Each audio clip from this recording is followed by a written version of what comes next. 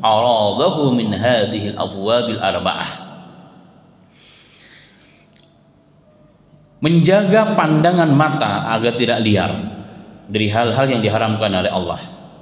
Dari hal-hal yang diharamkan oleh Allah. Ya, sampai dalam Islam itu, dalam adab kita bertamu, ketika kita bertamu, kita ketuk pintu, di antara adabnya diajarkan Islam tidak boleh berdiri tepat di depan pintu, di samping pintu, dan tidak boleh menghadap pandangan langsung ke dalam rumah. Untuk apa? Menjaga pandangan mata kita kepada rumah, karena rumah itu adalah aurat. Di rumah kita itu adalah aurat jemaah sekalian. Tidak boleh. Kenapa ditakutkan? Ya, nanti hal-hal banyak terjadi di mana kita tidak menghendakinya. Nah, Islam sampai menjaga seperti itu. Maka Imam Ibnu Qayyim mengatakan menjaga pandangan, ya, mata kita dari pandangan yang liar dan bebas, mengurangi makan dan minum dan berbicara hal yang tidak berfaedah, dan juga membatasi dalam arti menjaga pergaulan. Ya, itu hal yang sangat penting. Kenapa? Fa inna syaitana, karena sesungguhnya syaitan yatasallatu, akan menguasai manusia, dan akan menundukkan hawa nafsu manusia itu dari 4 pintu ini. Jadi 4 pintu inilah syaitan itu dapat menguasai manusia. Kalau 4 pintu ini nggak dijaga, maka syaitan dengan gampang dan mudah mengendalikan diri kita untuk melakukan hal-hal yang tidak baik. Apa yang kita lihat, ya, akan masuk dalam benak kita. Apa yang kita ucapkan akan masuk dalam hati dan kita. Makanan dan minum yang berlebihan dan campur baur yang kita selalu dengan manusia itu akan banyak pengaruh kepada kita. Pada ini jemaah sekalian, ya, khusus mukhalatin nas, bercampur baur atau banyak bergaul hari ini tanpa batas. Ya. Hari ini pergaulan kita tanpa batas dengan kemajuan teknologi zaman yang luar biasa. Sisi lain manfaatnya luar biasa. Tapi sisi lain kalau tidak dijaga jemaah sekalian, pergaulan bebas yang tanpa batas ini jemaah sekalian dapat membawa kita kepada kemudaratan. Kita lihat faktanya hari ini, ya. Ini yang disinggung oleh Al-Imam rahimahullah taala. Ini beliau mengatakan ini sebelum ada handphone, sebelum ada Facebook, sebelum ada WA grup dan seterusnya. Sudah seperti itu, apalagi hari ini jemaah sekalian. Orang kelihatan sendiri, tapi dia sedang bergaul dengan dunia tanpa batas. Masya Allah, ya, tanpa batas. Orang Indonesia bisa berkenalan tiba-tiba dengan orang Irak.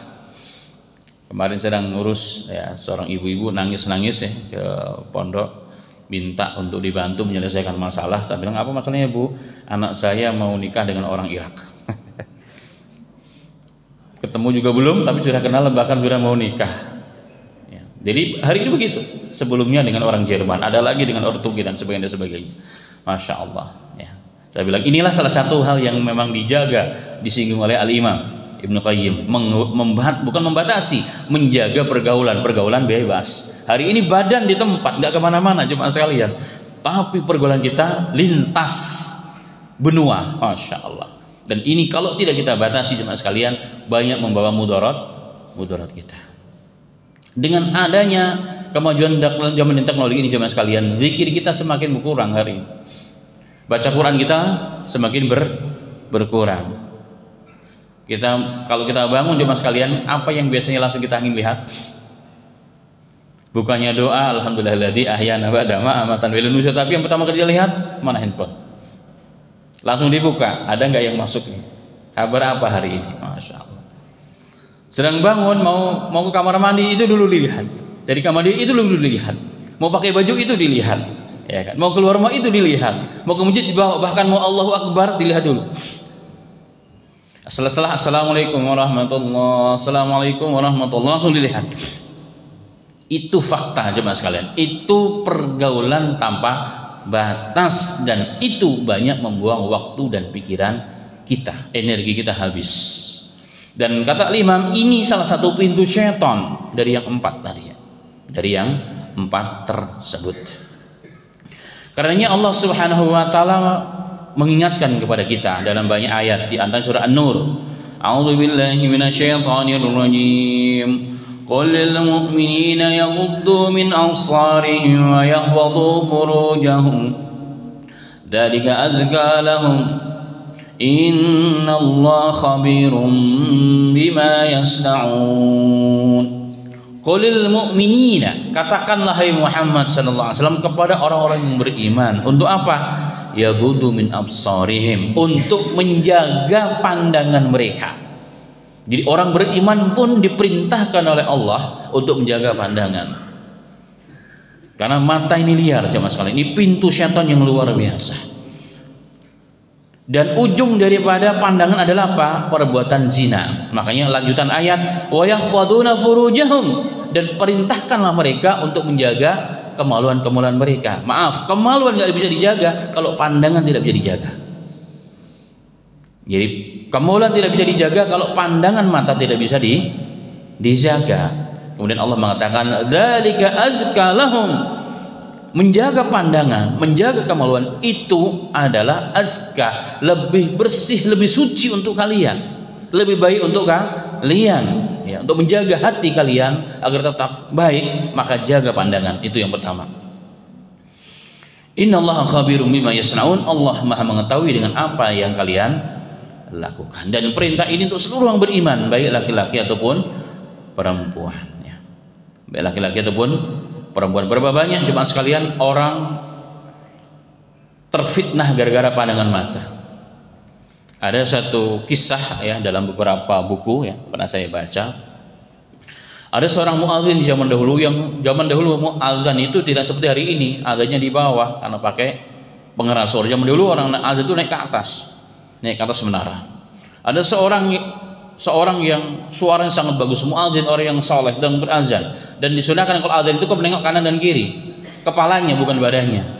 Hayya 'alas shalah,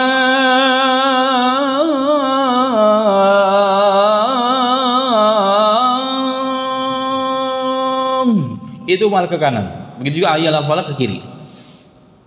Itu kepalanya ya, bukan dengan lehernya, bukan badannya. Itu yang disunahkan. Dan telinga ditutup dengan jari, itu sunnahnya Nabi Muhammad SAW, ya, bukan wajib, ini sunnah. Maksudnya apa? Untuk lebih fokus dan suara lebih kencang. Nah, pada kali ini ada seorang muazin ketika melihat ke kanan tidak menjaga matanya langsung liar. Ternyata padanya menembus sebuah rumah, kamar, ternyata terlihat seorang perempuan yang begitu cantik luar biasanya. Habis azan beliau minta turun, langsung minta nikah. Gara-gara apa? Dengan sedang ibadah, cuma sedang berdakwah, tapi nggak menjaga pandangan, Allah tarik itu pandangannya, ya, ditarik oleh syaitan masuk dalam hatinya. Terlihatlah seorang perempuan. Ketika datang ke rumahnya, ternyata apa yang terjadi? Saya mau nikah dengan Anda, tapi Anda kan beda agama dengan saya. Memang apa agama Anda wahai fulana? Aku Nasrani. Dikatakan nggak masalah, kalau perlu saya murtad dari Islam, yang penting saya dapat nikah dengan kamu. Masya Allah. Dinikahkan jemaah sekalian. Malam pertama oleh bapaknya disuruh naik ke atas lumbung rumah. Ternyata ada yang bocor. Hari pertama pula dia jatuh. Masya Allah. Sebelum menyentuh perempuan yang dinikahi yang telah mengorbankan agama dan akidahnya. Masya Allah. Dalam ibadah jemaah sekalian, kalau tidak menjaga pandangan habis kita. Kalau tidak salah beberapa pelajaran ya pada bulan kemarin tentang menjaga pandangan mata dalam sholat. Sampai dalam sholat pun disuruh kita menjaga pandangan. Kenapa? Kalau tidak mampu menjaga pandangan, sholat kita akan buyar. Nggak bisa khusyuk, ya kan? Apalagi kalau masjidnya indah seperti ini ya, kita melihat, Masya Allah. Apa di depan banyak gambarnya, banyak warna-warni, ini siapa yang bangun arsiteknya, siapa ini kira-kira? Masya Allah. Gara-gara tidak menjaga pandangan dalam sholat. Bayangkan jemaah sekalian, ini di saat ibadah terafdal dalam Islam, kalau kita nggak jaga pandangan bisa habis iman kita, apalagi di luar sholat. Masya Allah. Ini yang pertama. Maka pandangan pintu yang paling dahsyat yang digunakan oleh syaitan untuk mengganggu manusia. Semua berawal dari pandangan. Ya. Fitnah semua berawal dari pandangan. Seorang laki-laki berselingkuh karena pandangan, seorang perempuan berselingkuh dengan pandangan, dan seterusnya. Itu pandangan mata. Karena apa yang dilihat masuk dalam otak, masuk dalam hati, direkam, ya, kemudian ditransfer dalam bentuk perbuatan. Itu yang pertama. Yang kedua adalah menjaga banyak berbicara yang hudulul kalam, berbicara yang tidak penting, ngobrol sana kemari yang tidak penting, itu harus dijaga, dan itu merupakan perintah agama. Dalam hadis yang sahih diriwayatkan oleh Imam Tirmidzi, Ibnu Majah, dari seorang sahabat Mu'adz bin Jabal radhiyallahu anhu, beliau mengatakan Nabi Muhammad sallallahu alaihi wasallam pernah bersabda, "Sakilatka ummuk wa hal yakubun nasa fin nari ala wujuhim aw qala ala manakhirihim illa khasaidu alsinatihim." Celaka ibumu wahai Mu'adz, ya. Kenapa kau tanyakan pertanyaan? Ketahuilah, tidaklah manusia dijungkir balikkan terus disungkurkan wajahnya dalam neraka, atau hidungnya dimasukkan dalam nerakanya Allah Subhanahu wa taala. Itu semua tidaklah terjadi kecuali khasaidu alsinatihim, karena lisan-lisan mereka. Jadi orang banyak masuk neraka gara-gara lisan. Maka lisan itu harus dijaga. Ini pintu kedua di mana syaitan. Perselingkuhan, ikhtilaf, ya kan, berantem, masalah muncul gara-gara kalimat, ya, gara-gara bahasa yang tidak tepat. Itu menyebabkan masalah yang sangat luar biasa. Bahkan dalam hadis Nabi Muhammad sallallahu alaihi wasallam pernah mengatakan, ada satu kalimat di mana orang tidak peduli bahwa ternyata kalimat tersebut menghantarkan dia ke dalam neraka yang paling bawah, gara-gara lisan yang tidak kita jaga. Maka lisan atau perbicaraan kalau tidak dijaga membawa kita kepada masalah. Bahkan dalam beberapa riwayat, banyak bicara yang tidak penting itu menjadi mengeraskan hati. Orang yang banyak ngomong tetapi tidak bermanfaat, itu hati menjadi keras. Kalau hatinya menjadi keras, maka hati itu tidak akan menerima kebaikan. Ibadah tidak pernah nikmat. Tidak menjaga mata, tidak menjaga kalam, ibadah tidak bisa kita merasakan ibadah itu sebagai kenikmatan dari Allah Subhanahu wa taala. Jangan pernah bermimpi kita bisa menikmati salat kita, baca Quran, masya Allah sampai khusyuk, menikmati luar biasa, kalau tidak bisa menjaga pandangan mata dan juga menjaga lisan kita dari hal-hal yang dilarang oleh agama. Fudulul kalam, banyak bicara saja, ini yang tidak haram, itu diperintahkan oleh agama. Apalagi yang memang itu perkara yang haram, itu wajib untuk dijauhi dan ditinggalkan. Yang berikutnya adalah taqlilut ta'am, mengurangi makan. Makan yang berlebihan, ya, itu ciri khas umat akhir zaman. Nabi Muhammad sallallahu alaihi wasallam dalam riwayat dari Al-Miqdam bil Maqdikari radhiyallahu anhu, beliau mengatakan, aku pernah mendengar Nabi Muhammad sallallahu alaihi wasallam bersabda, ma mal'a adamiyun bi'a syarra min batni. Beliau mengatakan, tidak ada tempat yang paling jelek pada diri manusia itu lebih buruk dari perutnya. Jadi pada manusia itu, kata Nabi Muhammad, tidak ada tempat yang paling buruk melebihi buruknya perut. Jadi perut itu buruk sekali, masya Allah. Bihasbi ibni adama ukailatun yukimna sulbahu fa in kana la mahalata fa sulusul li ta'ami wa sulusul li syarabi wa sulus li nafsihi. Hendaknya anak Adam itu, ya, makan cukup hanya untuk menegakkan tulang punggungnya agar kuat beribadah dan beraktivitas, jangan lebih. Kalaupun terpaksa, kata Nabi Muhammad SAW, ingat, perut kita dibagi jadi 3, sepertiga untuk makanan, sepertiga untuk minuman, sepertiga untuk angin, untuk nafas. Ini hadis sahih diriwayatkan Imam Ahmad dan Tirmidzi. Dari sisi kesehatan juga jemaah sekalian, ini adalah kunci sehat. Ya, saya ada dalam, ya, pernah saya baca juga dulu. Saya punya buku, ya, buku ini saya tulis untuk bangun masjid. Puasa dokter pribadimu.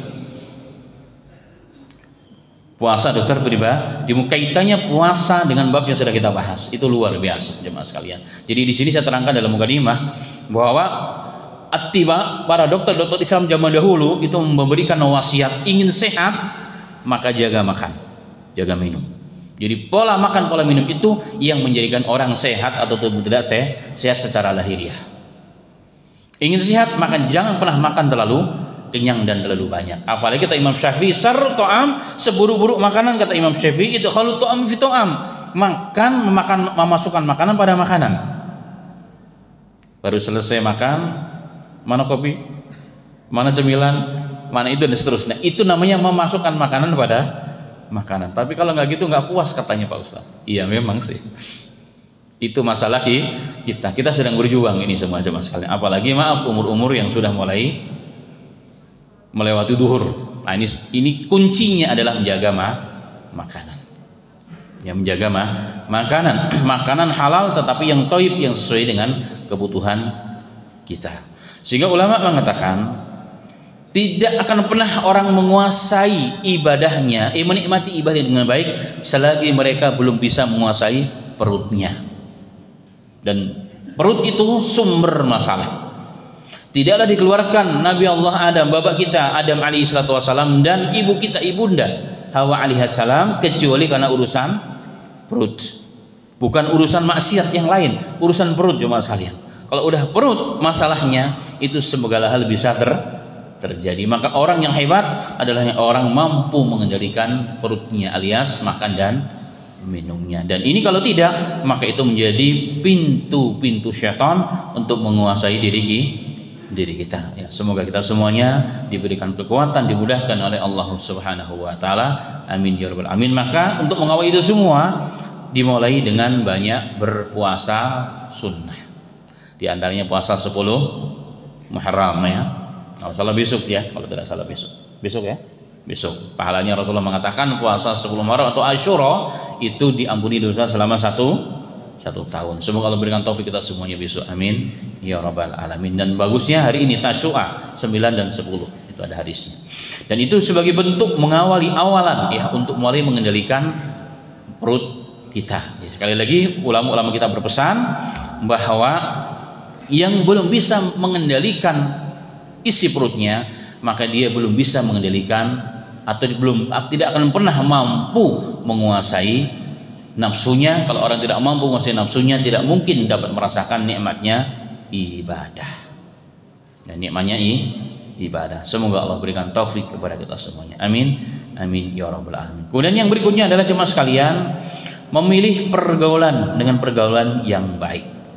Dalam hal ini yang banyak sekali ya hadis-hadis Nabi Muhammad SAW dan ayat-ayat ayat-ayat Allah Subhanahu wa taala yang memerintahkan kita untuk bergaul dengan pergaulan yang baik. Ikhtiarus suhbah namanya. Tidaklah orang rusak itu gara-gara orang mungkin rajin ibadah, mampu menjaga pandangan, mampu menjaga lisan, mampu menjaga mulut, gara-gara salah pergaulan hancur semua. Maka untuk mendapatkan yang pertama jemaah sekalian, kita mampu menjaga mata, pandangan, mampu menjaga lisan, mampu menjaga perut kita. Kuncinya juga yang terakhir, menjaga pergaulan. Kalau pergaulan kita dapatkan, semua kita akan dapatkan. Makanya orang-orang Arab mengatakan as-sahib yashab, teman itu menarik. Teman itu menarik kita. Kalau dia yang menarik itu baik, kita akan jadi baik. Kalau dia buruk, kita akan menjadi buruk. Semua hancur gara-gara pergaulan. Apalagi hari ini pergaulan kita tanpa batas. Cuma kadang-kadang yang dekat menjadi jauh, yang jauh menjadi dekat.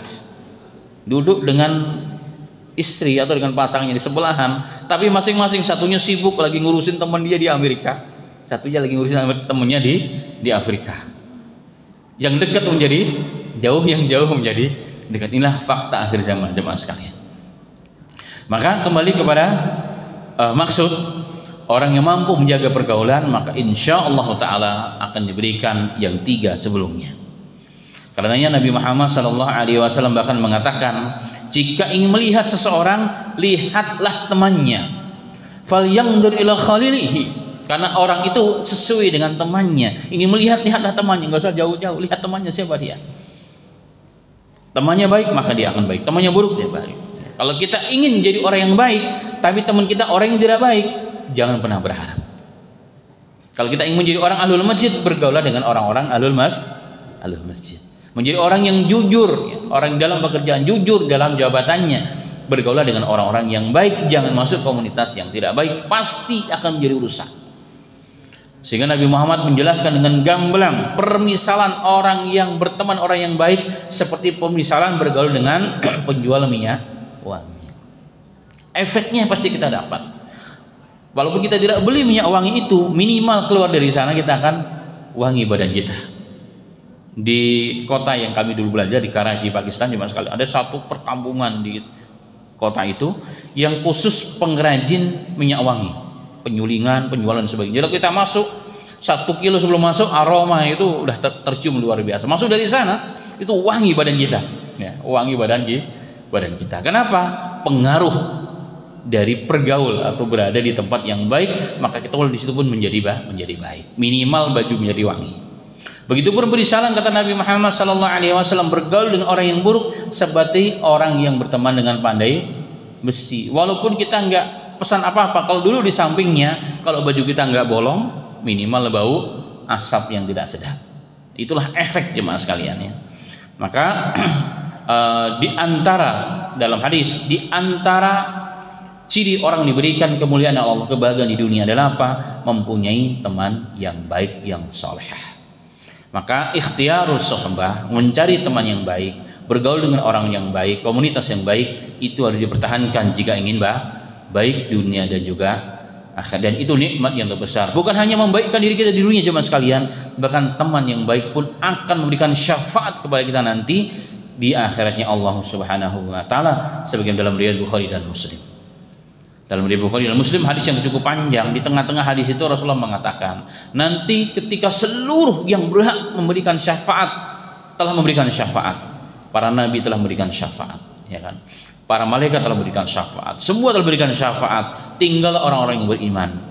Dia datang kepada Allah, ya Allah, kami dulu punya teman fulan bin fulan, biasa ngaji bareng, biasa bangun masjid bareng, biasa sering ngisi kajian bareng dan sebagainya. Di mana hari ini kami telah cari di surga sudah tidak ada ya Allah. Kata Allah, coba cari di neraka. Gimana ya Allah, kok bisa jadi neraka? Iya, masuk nggak ada masalah. Jadi orang ini masuk, diharamkan dia tersentuh api neraka.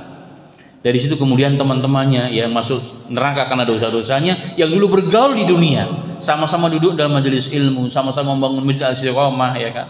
Setiap ada hari-hari besar ikut-ikut jadi panitia Ramadan, Idul Adha, Idul Fitri. Kok tidak ada satu di antaranya dicari di surga? Ternyata ada kepleset dia.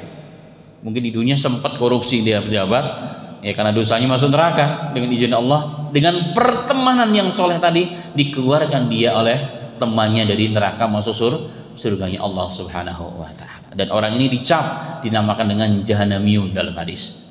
Jadi mantan ahli neraka.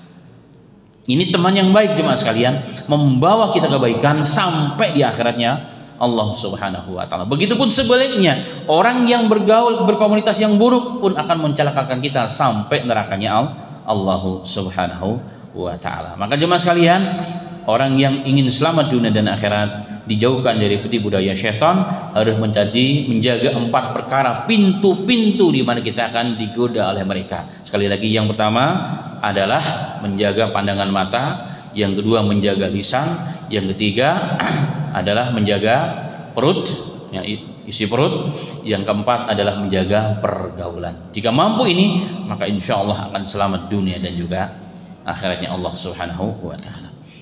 Masih ada waktu? Baik. Yang berikutnya jemaah sekalian adalah amalan yang berikutnya agar kita selamat dari nerakanya Allah Subhanahu wa taala adalah ikhlas dalam segala hal. Jadi ikhlas orangnya disebut mukhlis. Ya, kalau ada Pak Mukhlis ini orang ikhlas berarti. Ya, ikhlas, orang yang ikhlas dalam segala hal, maka dijaga dia oleh Allah Ta'ala bahkan dari tipu daya syaitan. Dalam Al-Quran banyak ayat yang berkisah ketika Allah Subhanahu wa Ta'ala memerintahkan seluruh penghuni langit untuk bersujud kepada Adam sebagai bentuk penghargaan di saat itu. Semua bersujud. Fasajadal malaikatu kulluhum ajmaun. Semua malaikat bersujud. Illa iblis, kecuali iblis enggak mau sujud. Aba ayyakuna ma'asajidin. Dia menolak, tidak mau termasuk orang yang mau bersujud. Dalam surah Al-Baqarah, aba wastakbara. Dia menolak karena sombong. Kenapa dia sombong? Dia merasa, ya Rabb, karena aku senior, masa saya harus hormat kepada junior? Unsur ciptaanku lebih baik api, unsur ciptaan Adam dari tanah. Masa saya suruh tunduk kepada tanah? Api lebih baik, kata. Ini kias batil, kias pertama yang batil, katanya. Kemudian Allah melaknat iblis, ya, dalam kisah singkatnya Allah melaknat iblis sampai hari kiamat. Tapi dia minta diizinkan dua hal.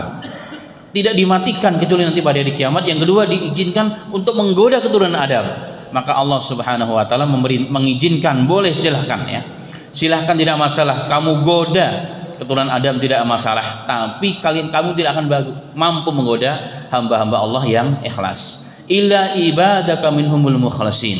Ya Allah, kau izinkan aku menggoda mereka, gampang aku menggoda. Yang aku tidak bisa menembus benteng yang paling kuat, perisai yang paling kuat, yang aku tidak bisa menembus hamba-hambamu atau keturunan Adam adalah siapa? Minhumul mukhlasin. Minhumul mukhlasin. Di antara mereka orang-orang yang mukhlis, orang yang ikhlas dalam setiap amal. Maka orang yang dijaga oleh Allah dari gangguan syaitan. Dijaga juga oleh Allah Subhanahu wa taala apa? Dari perbuatan dosa.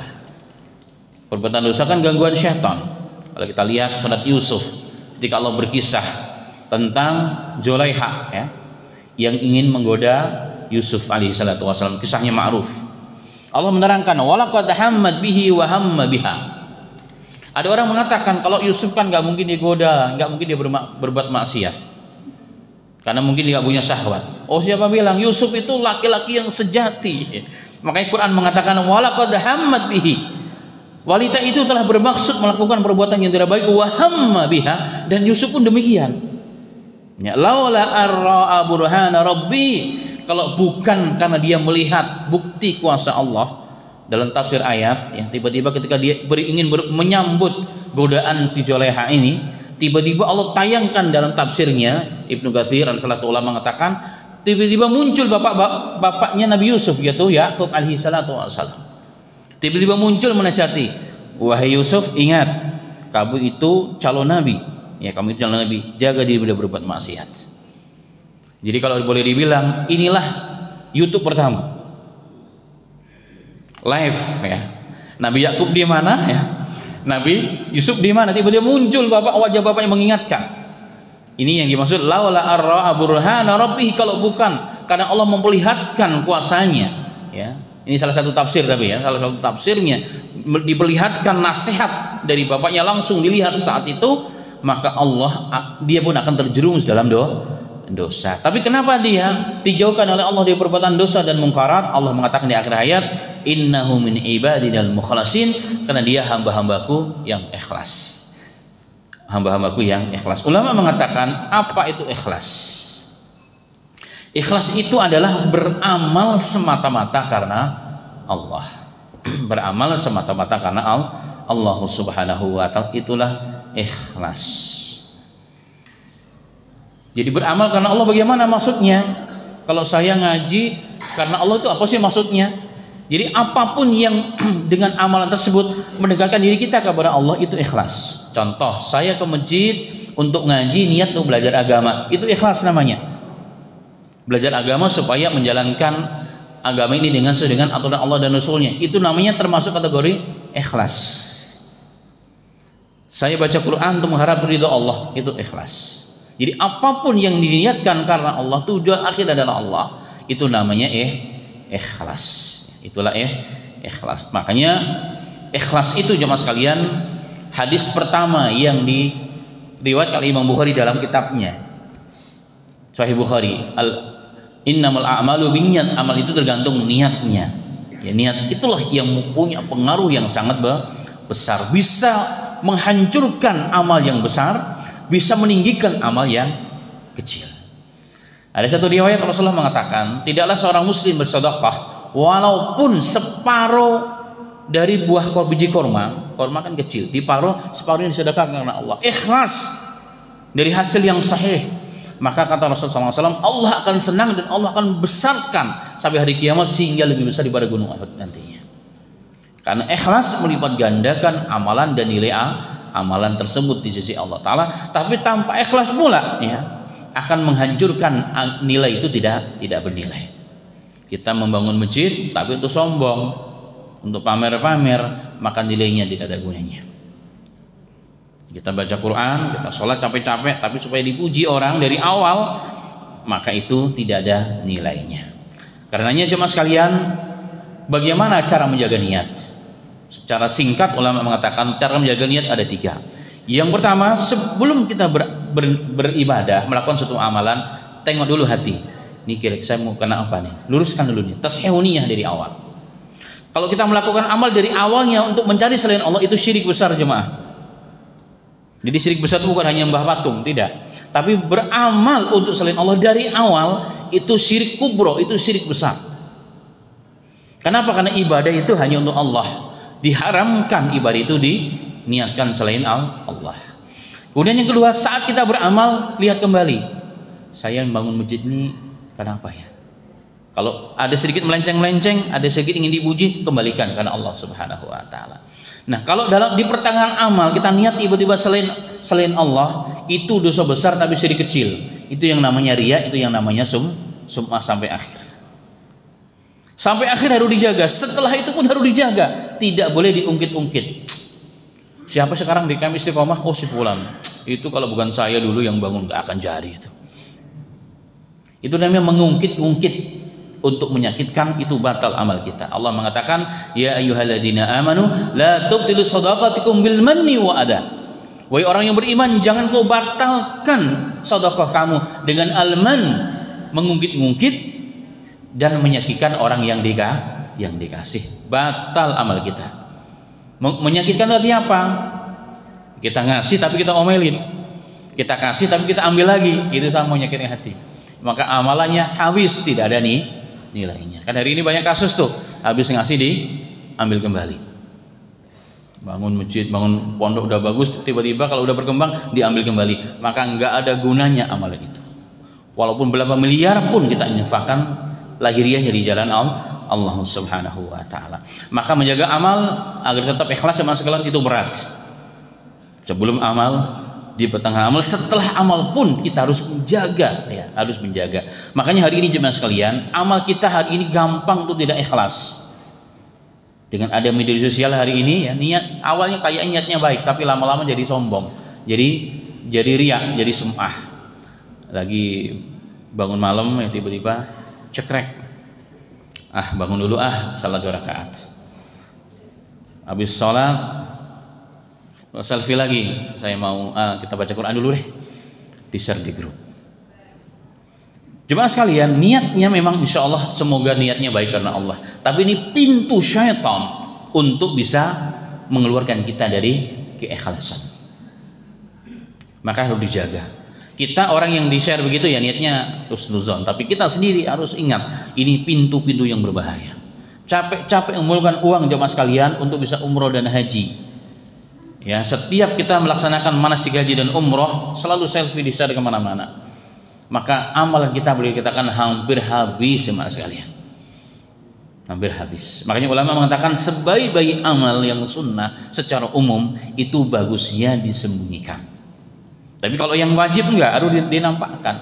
Sholat berjamaah harus dinampakkan. Enggak boleh sholat jemaahnya saya supaya enggak dilihat oleh orang, enggak riya, enggak sum'ah, sholat jemaahnya sendiri di rumah. Itu tidak, itu salah. Itu salah. Haji sendiri nggak bisa, haji sendiri, haji kan rame-rame, ada waktunya, itu harus dinampakkan yang wajib. Tapi yang sunnah usahakan untuk disembunyikan. Bahkan dalam hadis diistirahatkan, tangan kanan berinfak, tangan kiri tidak tahu, saking ikhlasnya jemaah sekalian.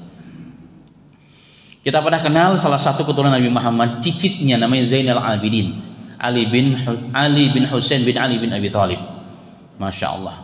Beliau seorang ulama yang luar biasa, ulama kota Madinah.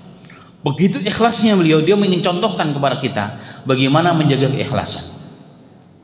Imam Zuhri, Ibnu Syihab itu ulama besar, ulama yang pertama kali diperintahkan oleh Al-Mu'minin Umar bin Abdul Aziz mengumpulkan hadis. Jadi hadis dulu nggak pernah dikumpulkan kayak sekarang jemaah sekalian. Inilah orang pertama.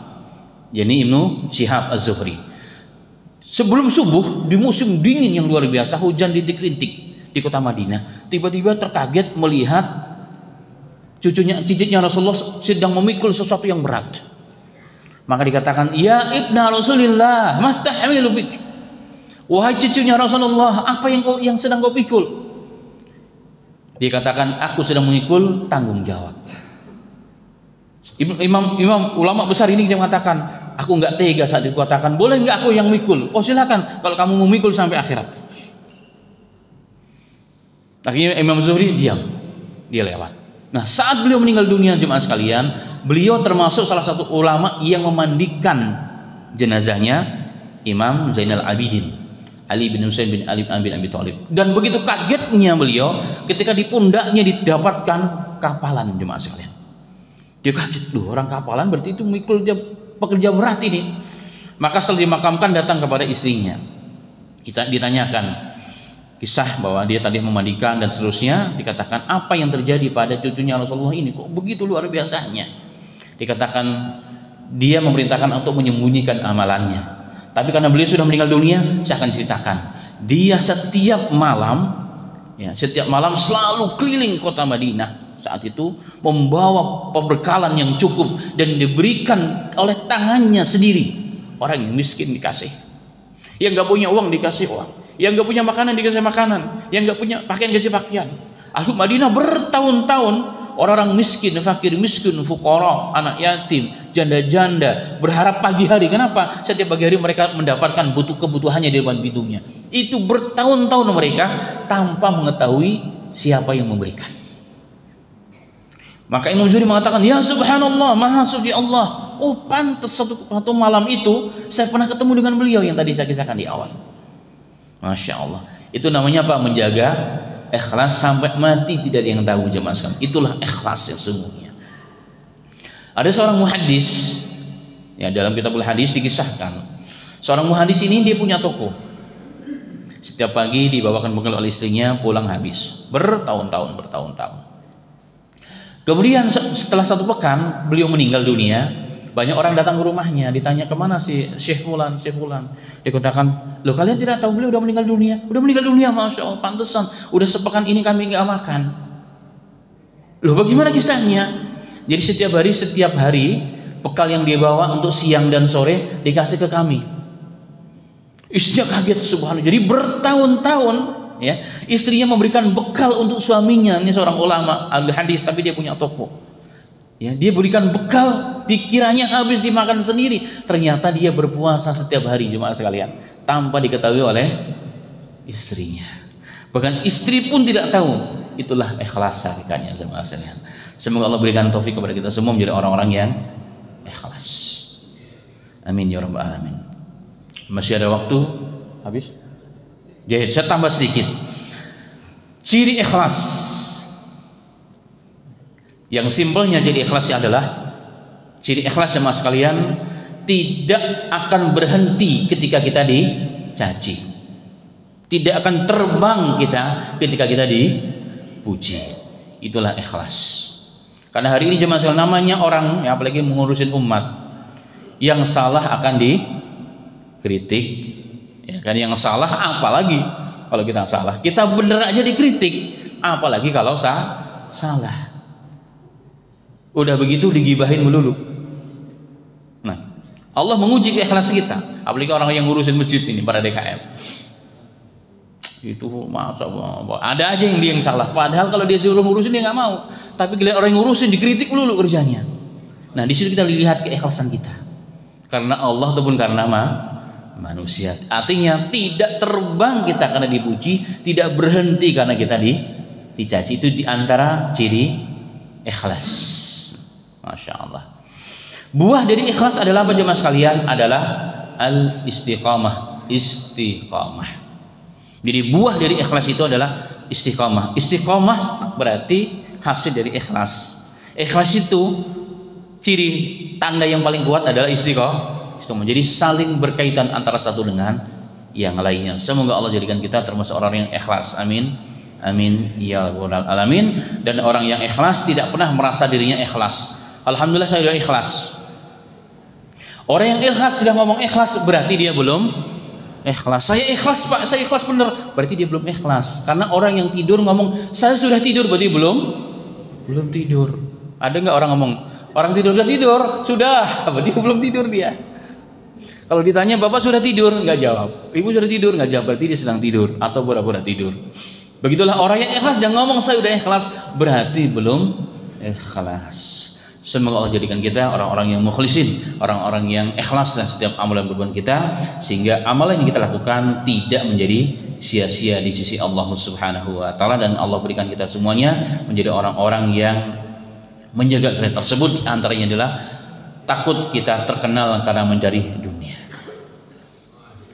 Nah, ini kalimat terakhir ya. Orang yang ikhlas dia menghindari dari ketenaran yang dibuat oleh dirinya sendiri. Yang dibuat oleh dirinya sendiri. Ada seorang muhaddis jemaah sekalian, begitu takutnya beliau terkenal ya. Kalau muridnya sudah 3, lebih dari 3, beli tutup tuh pondoknya, ganti lagi buka pondok baru zaman dahulu. Saking begitunya ya. Saking begitunya luar biasa. Hari ini demi untuk kita menjadi orang terkenal ya, maka kita harus bayar buzzer untuk menjadi orang terkenal. Biar viral, udah viral mudah terkenal. Kalau udah terkenal gampang kemana-mana. Jadi memang sudah dunia sudah terbolak-balik jemaah sekalian. Itulah bagian dari fitnah yang datang di akhir zaman. Semoga Allah selamatkan kita semuanya.